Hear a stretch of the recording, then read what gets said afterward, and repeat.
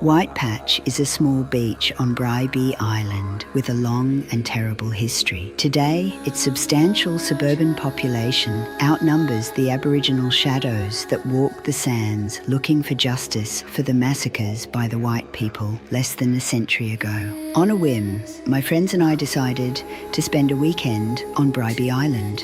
We drove up in several cars with our various children and went to the quiet side of Bribie Island, where a channel separates it from the mainland. A local real estate office was keen to rent us out a house at Whitepatch.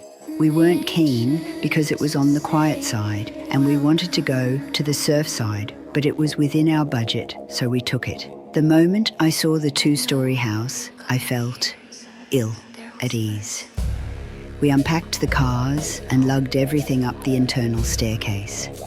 The cubicle where the staircase started was papered in red velour with black symbols. I felt nauseous, maybe something I had eaten.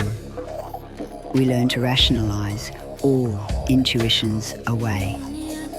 We started planning and heading off towards the beach, so I put aside my uneasiness. My 7-year-old daughter built castles in the sand and we swam in the swirling waters of the passage. In the afternoon, we cooked a big barbecue and lounged around in the backyard for a bit longer. Some people had some wine, but I don't drink. One of the little boys had gone upstairs to the bathroom and came back crying. Despite every attempt, we couldn't get a reason for his tears.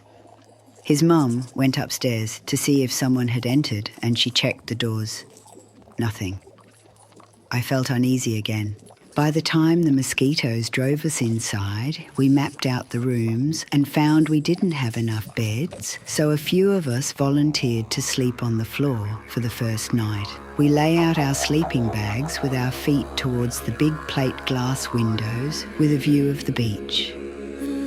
The little boy who had been so scared refused to go anywhere without his mum.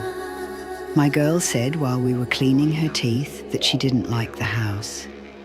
Naturally, I brushed over it and replied that we would spend most of the weekend outside on the beach. After we had played a few rounds of cards, we headed off to bed. My girl lay alongside me, on my left on the floor, and further to the right, two friends. Falling asleep was easy. What woke me some hours later is the only time I have been terrified out of my wits. As if in another plane, I was awoken by sweating and the sensation of being dragged across the floor by my ankles. The heat was simultaneously freezing and boiling, and the grip around my ankles was tight enough to hurt. I looked sideways for my daughter and could only see the end of her sleeping bag as I was being dragged across the polished wooden floorboards. That was when I sat upright, my ankles still held fast, and what was there before is still indelibly etched into my memory. It was an enormous torso coming out of the floor from the room of the stairwell below. Shining, oily, poppy red skin, pulsating muscular form, a head diamond-shaped and horned, eyes burning yellow flames, and a grinning mouth of sharp yellow teeth. Its enormous arms with long tendril fingers were still grabbing my ankles. On seeing this horror, thinking I was to be dragged somewhere foul by this evil creature, and fearing for my daughter, I screamed as if the devil himself had come.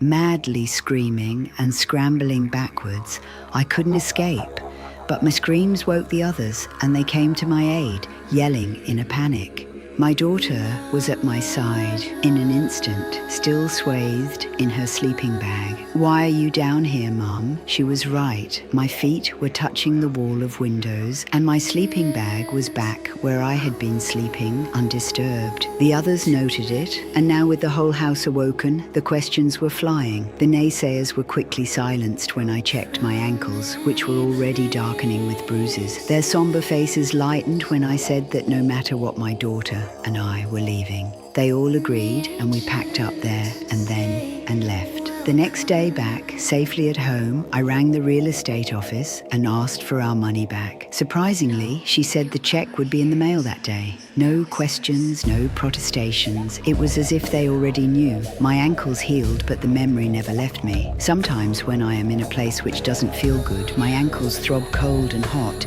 just as they did that terrifying night.